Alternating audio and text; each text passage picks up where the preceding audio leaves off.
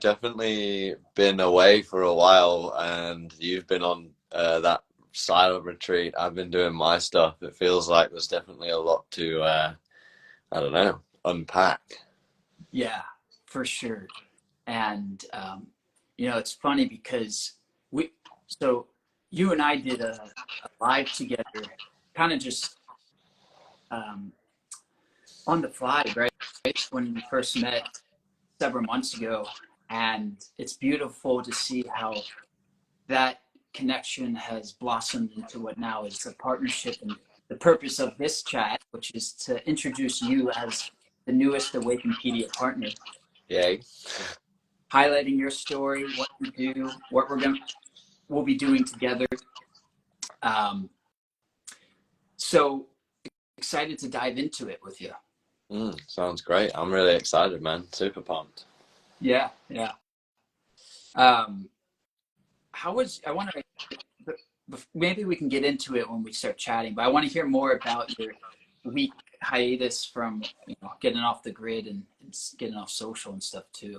Yeah, it just came off the back of a lot of like all the mixed feelings, and I think when we have the phone in our pocket, and a lot of people don't realize this, is that that's 7 billion people in your pocket. Yeah.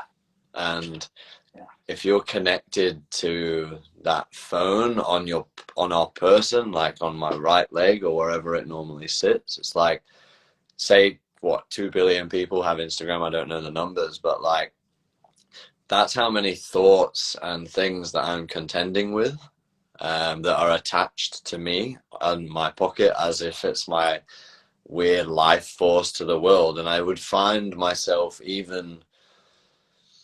was getting to this point where, because it's my main business outlet, that I was like waking up and like checking my phone in the morning, like before I was doing any of my things, to see if anything was happening or whatever. And it was just starting to like overwhelm my life. And then obviously not just checking like the emails, or the messages and the DMs. It was then I would end up scrolling for a little bit, and then I would be seeing all of these opinions about why vegan's bad, why vegan's good, why carnivore's bad, why carnivore's good. All these people just constantly, and it was constantly just creating like rifts and like tears and parts. And I was just like, this is too much, man. Like, I can't be on here right now. And I'd been feeling the call for a while to get off it. And I literally remember one Sunday I went to bed and I was like, no, I'm done. And I deleted it for that week, and it felt incredible. And since then, I actually don't have the app on my phone much anymore. I have Meta Business Suite, and I do most of everything from there, other than like now when I've had to get the app to come back on. Yeah. And I'm using it way more potently, probably for maybe half an hour at some point in the day off a desktop, and not even looking at the feed, just like literally going in, messaging, responding to messages, and that is literally it. And man, I feel so much better. I've stopped looking for short videos. I'm reading all the time again, back to YouTube, like long 3-hour videos that I'm just loving listening to people talking. And my whole life has slowed down as a result of getting off this platform, but sped up at the same time, because I'm learning way more, way faster, because I can actually concentrate. Right. Your attention span's back because your presence is back. Yeah. I couldn't believe until getting off it how bad it was. Anyway, that was why, and that is why still. Yeah. Yeah. Well, I'm glad to hear that, man. And I echo back that sentiment to you. It's so important to remain a producer using these platforms, as opposed to getting caught in the jet stream of unconsciousness that is consumption. Oh yeah, for sure. But at the same time, you went on your 10-day Vipassana. Yeah. So I think it was funny that we accidentally aligned hiatuses from the world at similar times. Right. Yeah. How was it? The same. I mean, I'm not going to go into it too much, just because I want today to be focused on you. For sure. But it was wonderful. I have a review coming out either today or tomorrow, I forget, but about my experience with the retreat. So it'll be on the Patreon, so you guys can kind of tune into it. But it was really nice to unplug, cutting out technology, being present. I mean, they take all your technologies. Yeah. You can't even, there's no ability, right, to do anything other than be. So Yeah. it's really, really beautiful, and I highly recommend it to everyone. But I'll save that kind of overview for later. But Cool. let's I'm get into. excited to see it. Thank you. Let's get into you, man. So I know when we chatted at the beginning, doing our live several months ago, you talked about your story, but I want to rehash it, and I want to, let's just go into it again. If you're willing to share Yeah, of for course. everyone about your journey, what you've gone through, how you've awakened and are awakening, and how it's led you to where you are now. Yeah. Loaded question, right? Yeah, no, it's good. It's good. It's good. It's definitely not as triggering as I thought it would be to ask that. Because I was wondering if that was going to be the question. Alas, here we are, and it's probably, again, really funny timing that you've decided that we've decided that we would do this at this time. So this is about a year's worth of, anniversary. So this time last year, they were on the fence of whether or not to fully section me. This was just after, I'll kind of go from here and I'll come back to this point, and then I'll go back a little bit further. So about September, October last year, I started going through some really heavy, big, dark times that I want the gravity of this to be quite potent, but it ended me up on the side of a cliff and was trying to take my own life, essentially. And that was the point where I realized, like, shit doesn't get lower than that. And that was also wrong. And then basically I decided at that point to go and see someone who was like going to help. So I literally just walked myself into a hospital and said, hey, I am fucked, to say the word. Like, I don't know what's going on. We got in, they ran tests, loads of things came up. Like, I was born without a thyroid anyway, and all my TSH was super high, but my thyroid hormone was low. So I was like probably going through some thyroid stuff, plus being far away from home for 6 years, the end of a relationship, and a lot of other things happening where I wasn't acting in the way I was acting in a lot of different kind of, I guess, egoic, more shadowy tendencies that I was allowing to play out by choice, because everything's our choice. And I just didn't realize, because it was this like luciferic spiritual ego thing that seemed to be going on, which has actually been a bitter pill to swallow lately, now that I've realized that, since reading a lot of what I've been reading. And then that meant that I left Australia, and that was where I wanted to be. And then I got brought home to England, and essentially had to learn to live again. And this time last year, to bring it back to the present, slowly, is they were looking at sectioning me here because I just was like unresponsive, couldn't move, super duper depressed, whole body was just in complete, like, I guess, nervous system lockdown. It was crazy. Thoughts, voices, like all these different voices. And I was basically what people say, like, oh, you lost your fucking mind. And I pretty much did. And there was this one day where I was just sat there after another attempt to end it all, and I sat there and I was just like, this isn't it. Like, this is not over. And essentially I pulled up my boots and I got on an e-bike that was in the garage, and I started riding every day up to Macclesfield Forest, where I live, sunset. It was snowy by this point. This was about the start of December, and I was just going back into nature. Sunset, I was like, what do I know that works? Like, this works. Exercise, train. I started trying to run again. I got 1K into this run that I tried, and I almost threw up after being able to run 10Ks like at the drop of a hat. And then I literally laughed and looked at the sky and was like, I don't know who I'm talking to, but if you help me, help you, help everyone, I promise I will. Please just be with me. And honestly, from that point, everything just started changing. And I got really into basic biohacking, like getting up at sunrise, going for walks, like all the simplest things you can do, eating a whole food, healthier diet. My mate Ash, who's amazing, he was in Australia with me, but before all this happened, and he said, bro, get yourself down to Cornwall. We want you here. Like, if we can help you, we will. Like, so always hats off to Ash for everything that Ash has ever done. And Amanda, his partner. And basically I just worked on the land there, like helping build like a camping pitch, and out in the sunshine, even in winter, was beautiful. And we were in barefoot on the grass building all this amazing stuff, and just having fun. And I got really into literature around fasting, the spiritual, physical, emotional benefits by Stephen Booner. We got really into like the more masculine, like, well, I don't know, radical masculine David Goggins stuff, like pull your boots up, let's go. Then we were surfing every day, and like just getting back to my roots. I was doing vegan for a while. I pretty much tried everything to try and sort this out. And I was like saunaing, training, like everything, and journaling, and getting back into cacao. And I think I've drank cacao, other than when I'm fasting, every single day for the last year. And that has undoubtedly changed my life now with the launch of Soul Arch Cacao, because that's what saved me.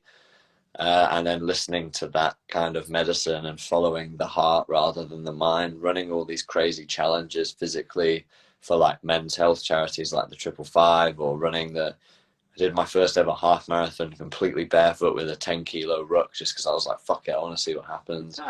And then now all of a sudden, a year on, I've somehow gone from living on a river in Newquay in a tent to, I then did a bell tent season where I bought this big canvas bell tent and lived in like this really, like, again, a bohemian way to most people. And that was amazing. Had some of the best experiences of my life in that tent, on a hillside looking over the ocean. And then again after that, and I was celibate for like almost a whole year as well, whilst I went inwards and figured out what I was using and utilizing energies for. Had the bell tent, was incredible. Like I said, just getting up with the crack of dawn every day and going to sleep with the nighttime, and less alarms, more breath work, all that stuff. And the ceremony and the ritual that happened in that tent was like crazy, and beautiful. And stuff happened in that tent that was just incredible. So then, since then, became this like calisthenics coach with cacao mixed in again, but from a way better place this time, knowing all of these tools and systems. Have been to biohacking summits since, and pretty much here we are, living on Newquay Harbour, looking after the Newquay Rowing Club as one of my big clients, as well as coaching calisthenics to some really amazing people, and doing all of this online work as well with people who are going through anything, whether they're in a really good place and we're just having fun, or they're like going through darkness and they need to come, or they get to come into the light. And I'm kind of just helping all these people do these crazy things that they didn't think they could do. And then that's what gets me off, because I'm like, oh my God, I love doing this. Yeah. So that's pretty much a wrap up. Wow, man. Well, I'm smiling, right? I keep smiling listening to you, because it's so real. Your journey, your transformation, healing path. It's so inspiring. It was like 1 year of just weird, like, it was literally like, I set an intention, and the intention was that, like, help me, help you, help everyone. And making that pact, as well as then saying, God gave me a spirit of strength, love, faith, and self-control. Strength for strength, love to soften the strength, faith to see the bigger picture, and self-control to see it all through. And they became my mantras. And like, honestly, like, since then, I think with that intention and the weight of it, I was forced to look at every single shadow, and there's still more probably. Yeah. I was forced to look and stare them off and actually like have it out with them, because I was like, this mission has been carrying weight for a long time, and I can't be the same as I used to be if I'm going to carry out this role. Right. Yeah. you know? Yeah. Yeah. And so that's part of why, like, I feel such a strong soul response to what you're saying, because I've gone through some type of similar direct experience with the divine and divine intervention to course correct my Mm. life, And that's right? what it is. Yeah. And that's, yeah, and it's almost inexplicable and hard to put into words. We try our best, but Yeah. when it happens to you, oof, man, do you know it? And Yeah. It it, be, carries weight. it becomes your life, and you become it. You become one with it, and that's what a calling is, right? Mm. So you've been called. I've It been feels called. that way. We've been I called. hope so. I'm just Yeah. hoping it's the right way, but it feels like the right way. Like every cell, I guess, feels like the right way. Yes. Yes. And that's what Awakenpedia, the partners who are coming in, are. Everyone's been called in their own context, in their own way, through their respective modalities to serve humanity, to help shift consciousness into the new earth. Mm. And that's why it's just such a blessing to have you as a part of this family, man, and part of the team serving the world together. I Yeah, it know feels really good, man. you're real, you're authentic, you're powerful, and you bring such a fresh, original angle to the awakening journey in so many ways. Being especially when it comes to play. So this is now I want to come into your offerings, right? And Yeah. talking about what you actually do in terms of the packages you have, the offerings you provide. Can you just speak to what's currently available for people to book through and stuff? Yeah, for sure. So the play aspect of it is, I'm just going to turn my lamp Yeah. on. It's already getting dark in here. Yeah. Um, Basically, so with all this, all the cacao and all the having fun and the calisthenics and getting back or forward, should I say, to where I actually want to be and I'm presently at, came all this play and like having fun and non-attachment in a sense that like everything just became like a game. And I was like, oh, that didn't work out, cool, new avenue. Oh, that didn't work out, cool, new avenue. And like that was the play that was involved, and that just became a part of my life, that everything was just this game. And I could play it how I wanted to play it. So I just decided to start playing way more and starting to say yes to everything. I made another deal with myself where I was like, you know how they're always like, learn how to say no? I was learning how to say yes more.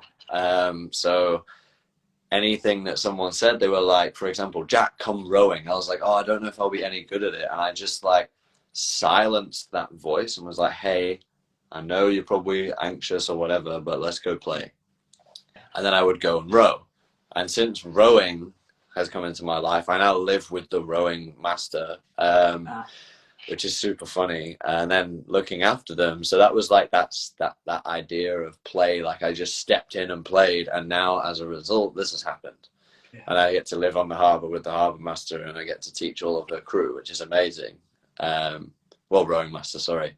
So that's one aspect. But then with that, all the calisthenics movement, primal movement, being a child again. Like, I wonder for your audience, how many people miss going round to their friend's house and knocking on their door rather than texting someone ahead of time and saying, hey, do you want to come and meet up in 10 minutes? Imagine if you just went to your friend's house, knocked on and said, hey, do you want to go surfing? And they said yes. Imagine how good that would feel, because we don't do that anymore. But we used to do it all the time.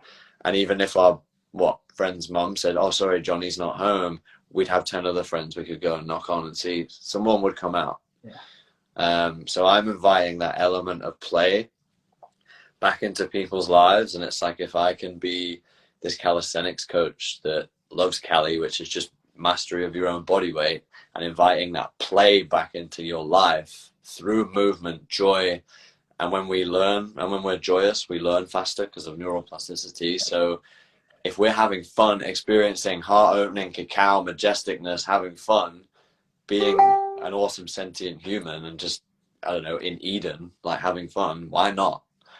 So that's basically where all the play stuff comes from. And when people say, why do you play so much? I just say, why not? Yeah. Like, why do you not? Yeah. It makes life fun again. And you know, there's responsibilities that I now have as an adult, which means that I can't just play all the time. But the way I used to play was different, and it involved alcohol, cigarettes, drinking, like one night stands, and that was great. Alas, and not the same anymore. And I prefer healthy hedonism, Right. which is like really enjoying ceremony, ritual, having fun in that way, and the play with calisthenics, learning new things like jujitsu and going cliff jumping and all that kind of stuff. Yeah. It's like spiritual fruit. It's not fruit of the earth, if you get what I mean. Yeah. Yeah, for sure. Yeah, I love all it. that. That's why. Healthy hedonism. I haven't heard that. Well, I mean, do you know, have you heard of anhedonia? Mm-mm. It's just like, it's like a perpetual state of depression, and some people unfortunately suffer with that. But it's called anhedonia, Okay. and it's essentially without joy. Gotcha. Okay. And hedonism, even though it can be rinsed and used the opposite way for darkness, it can also be, as we know with polarity, be used for just as equal light. So like, if nothing was fun and we didn't gain some kind of ego hit from everything we did, we wouldn't do it because it would be boring. There'd be no reason to go and get a degree. What would the reason be to go and fall in love? Why would you go and sniff the flowers? And it's because there's a part of us that loves those things, and that's healthy hedonism. Right. Right. We're Yeah. feeling that feeling of joy and happiness, and it hits us in a place that satisfies us on a deep level. And what's the deepest level? Is ego, to a degree. Yeah. So How can you, it's like experience pleasure, experience these avenues of humanity without clinging to any of it, right? And that's ironically how you can actually let yourself fully embody the experience when you don't carry a sense of fear attached to it being over or losing it or not winning from something, getting something from it. When you're fully non-attached, as you said, and you realize the playful nature of it all, then you're actually able to fully experience it for yeah, that's been the journey. Like I say, for example, there's moves in calisthenics that I've been trying to hit for so long, and then I get to this point where I get burnt out with it, and I'm like, nah, and I get like an angry kid, and I like slam the parallel bars. I'm not gonna lie, sometimes I get real angry because it's like I've been working on it, I've done the things, and then all of a sudden I'll just be like, I'm done, I'm leaving it for 2 or 3 weeks, and I'll just go surf, and I'll just do other stuff, go running, jogging, like whatever it is, going surfing, come back in the gym, just try it, not even warmed up, and it's there. Yeah. And it's because I detached. Yeah. Yeah. So yeah, it happens all the time for me through movement. So I love it, and that's why it's play is just this non-attachment thing. Like, yeah, it's really cool. Yeah. And another thing that I think I sense that what you're pointing to here, and the essence that you're capturing through this play movement is that play is on one level, of course, the actual nature of going out, cliff jumping, frolicking, playing like a child again. But the next level of this is, can we bring that essence of play into our daily lives, into our daily responsibilities? Can we carry that sentiment of play while doing our taxes? That's how you know you're enlightened. If you can.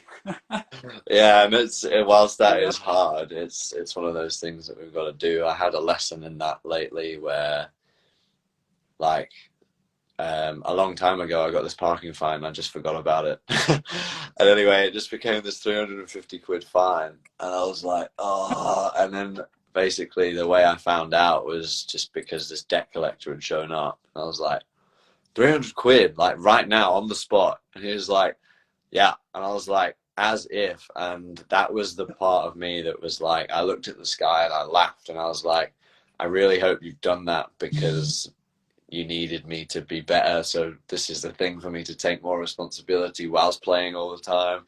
Thanks. That sucked, but I get the point. Yeah. So yeah, that happens often. Yeah. And taking those, but we learn. Yeah. And it allows you to just take the entire life journey as one large experience of play.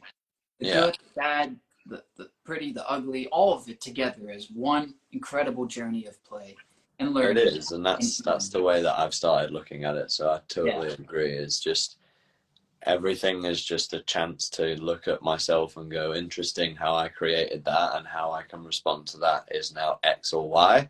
I choose X. right. Yeah, awesome.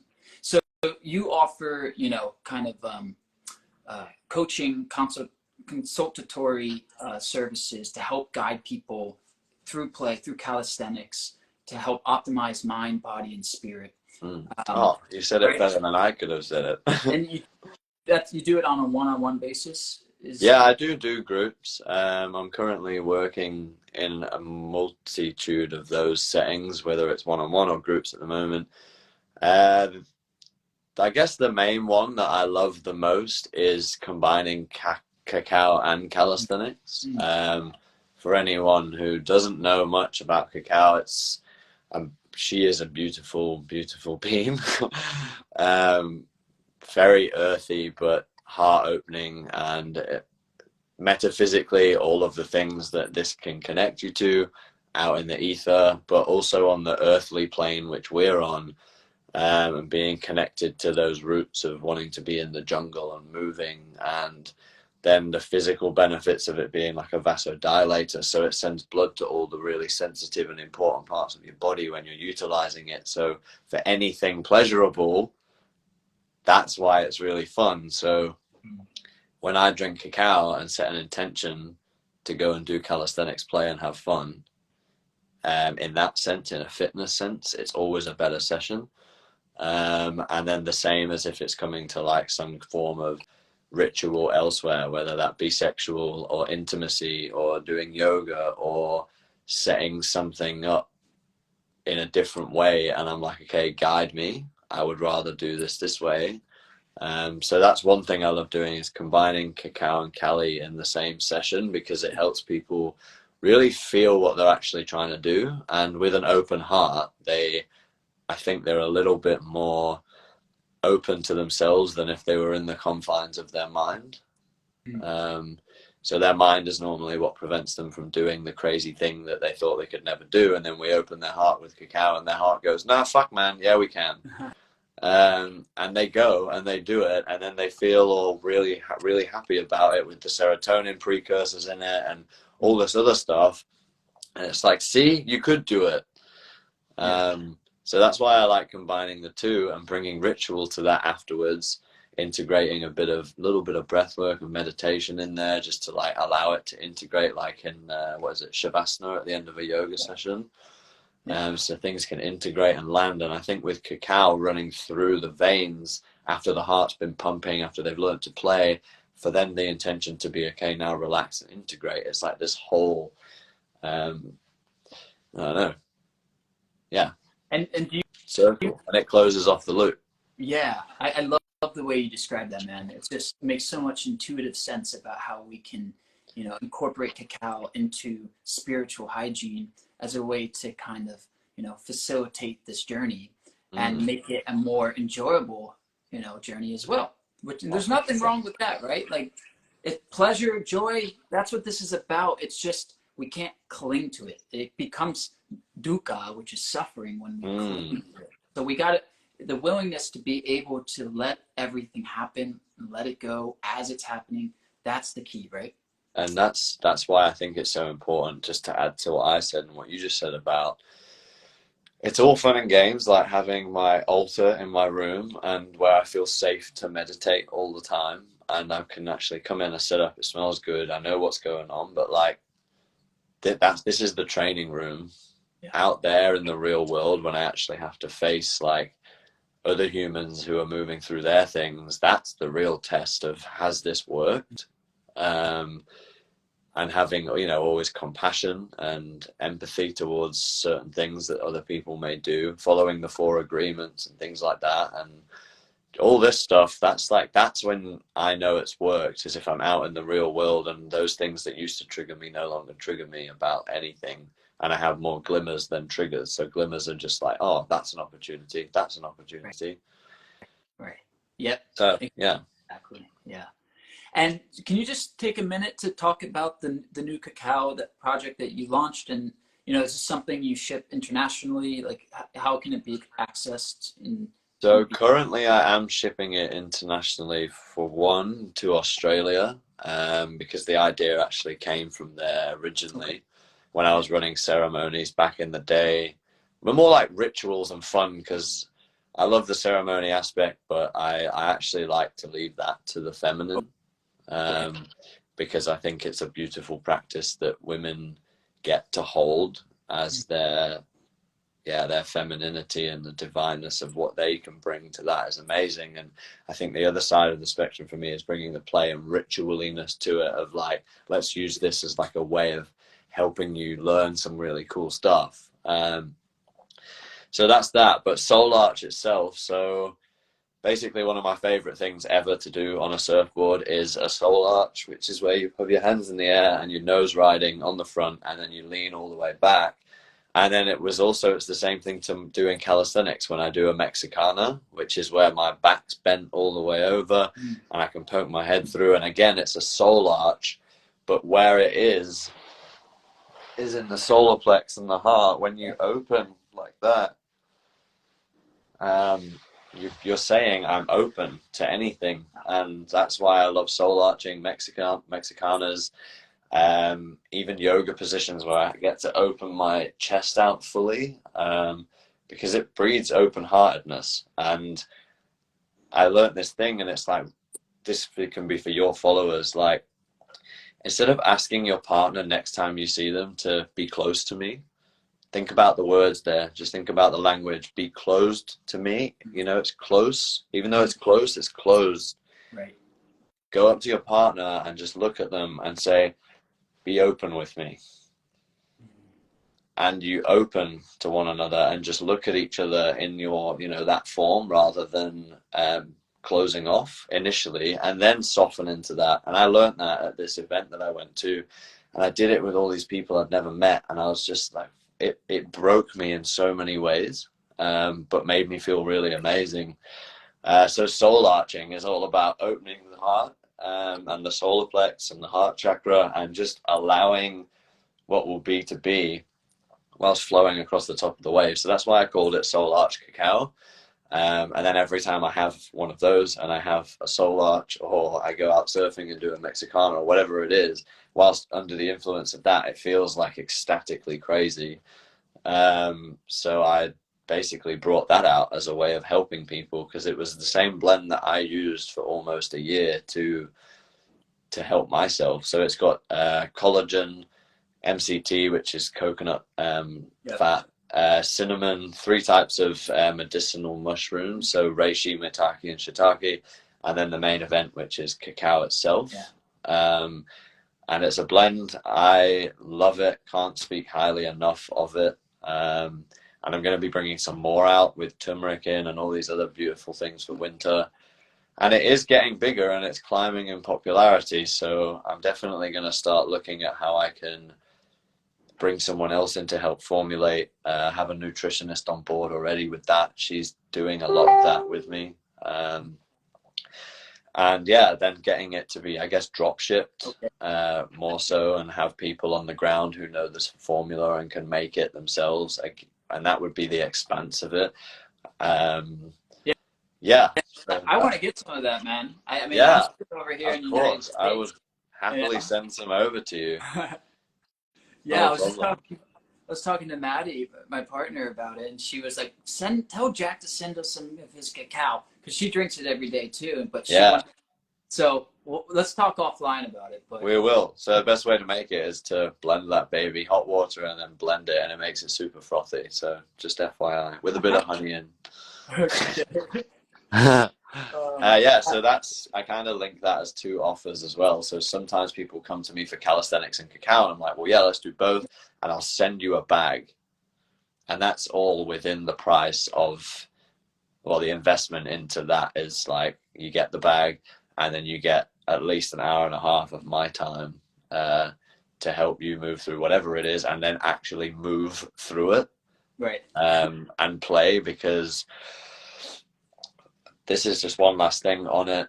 a lot of people I've found have all these systems and ideologies that they've put in place, and all of this unconscious programming and neurology and everything, and it's all there, and it's all like maybe rigid and static.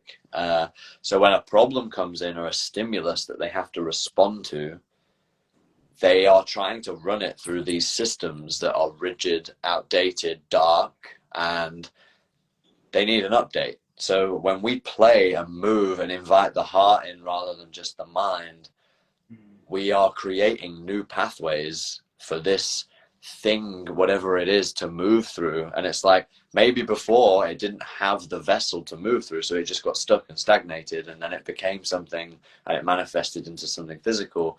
What if we can create new pathways so that your problems, whatever they are, some are very real and some are just made up, can move through these new systems that are flashy and can like actually help it, because you learn a new move now. So it's like you now have another chessboard move that you can bring in to counteract problems. And the way you do one thing's the way you do everything. So if it works here, it probably works there as well. Yeah, yeah, so well said. And so important, man. I think you're on to something really big here, and something that's just largely underserved so often in the spiritual and awakening community is really embodying the body and embracing your heart, and letting that be your guide, and through that, letting play be the vehicle of liberation to help. Mate, you said it. That was on the money. Perfect. I like that. Let play be the vehicle of liberation. Yeah. I'm stealing that. It's yours. All Thank right, you. man. Well, I think this is a good place to kind of wrap up. You know, I want to let you leave with the final words, as I tend to do. But, you know, people who tuned in, and Awakenpedia members, you can find Jack's partner profile in the member form with his bio, booking links, you know, discounts, whatever he's got going on there. And yeah, definitely check him out. But Jack, I want to let you end this by sharing any insight. I'm putting you on the spot. Any wisdom, insight, anything at all that you want to kind of just share with us right now. So maybe something that could have helped you, you know, during your darkest times that you were going through, that you're now butterfly self knows better, right? But something that can help those tuning in maybe earlier on the journey. Yeah. It's actually a quote, and whatever you want to feel or think about John Lennon is on you. But when he says everything's going to be all right, if everything's not all right, it's not over. That's a big one. And then off the back of that was never stop. Like, if everything's going to pot, there's always a way out. And if you're stuck between a rock and a hard place, choose the rock, because there's probably a foothold in there. And that's for anyone who likes rock climbing. You don't know what the hard place is. It could be a slippery slope upwards, but at least with a rock, you know that there's footholds. It might be jagged, it might suck, but at least you're going to get up there. Yeah. So I would say, yeah, if it's not all right, it's not over. And if you're stuck between a rock and a hard place, choose the rock and get climbing, and just don't stop. Because once you're out at the top, you get these levels and levels and levels just keep unfolding. And it kind of feels like I'm running through platform 9 3/4 constantly now, like just into the wizarding world constantly, and meeting these amazing people that I'm blessed to meet, the friendship groups, the communities. And yeah, I guess that's what I'm really grateful for. And that came off the back of not giving up. So that would be what it is just keep going. And like I said, if everything's not okay, it's not over. So keep going. Yeah. So before I go, thank you so much for creating this platform for people, man. Like, I've been watching, and I know we've not connected for a while, but it's been like an honor to, one, having been asked to do this, be a partner, as well as then seeing your journey and the content that you post on, is it Patreon? Yeah. and like all the stuff that I get to listen to and learn from you and then integrate into my life. So yeah, big thanks, big ups to you for actually like making this a thing and continuing on the path and actually doing all this stuff. So yeah, it's really admirable. So thank you. Thank you, brother. I really appreciate you saying that, and really appreciate you being a part of this with us. This is just the beginning, man. It is to the stars and beyond from here. So let's do some great stuff together. Let's help heal the world, awaken the world, and take it one now at a time. That's what I That's like. it. Oh, I like that one too. Taking out. Thank you, bro. See you in a bit. All right, Much man. love. You will. All right. Talk soon.